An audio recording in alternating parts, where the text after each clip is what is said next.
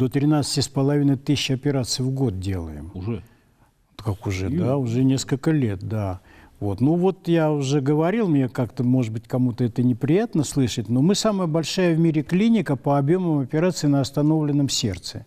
Больше 5300. А в 1996 году вся страна делала 6 тысяч таких операций. А сегодня один центр делает почти столько же. Поэтому... Есть еще крупные центры в том же Новосибирске и так Да, далее. да, да. Ну, как правило, это где-то 3000 там с небольшим. Но это большие, это европейские центры. До этого...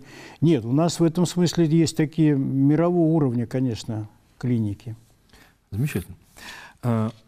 Вот вопрос. Ездить за спасением жизни в Москву и Питер для жителей регионов периферийных, это давно уже привычно стало. Но почему в каждом регионе не может быть своей Бакулевки? Это нереально или нерационально?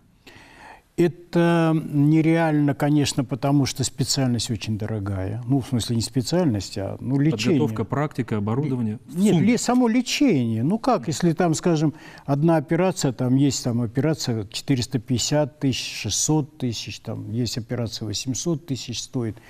Поэтому это дорогое удовольствие. Причем я хочу сказать, что цены-то у нас, они, к сожалению, сильно занижены, поэтому наши возможности тоже в этом смысле ограничены.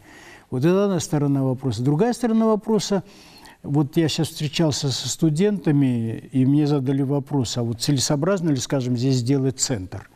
Да. На самом деле, если 500 000 населения, то надо очень хорошо подумать, потому что не будет загрузки. Понимаете? Надо думать, откуда брать еще. Да, конечно. Иначе... В вашем центре 50-60 операций в день минимум. Да, 80. Да. 80. Это на год вот те самые 13 тысяч, из них 5500 на открытом холодном сердце. Да.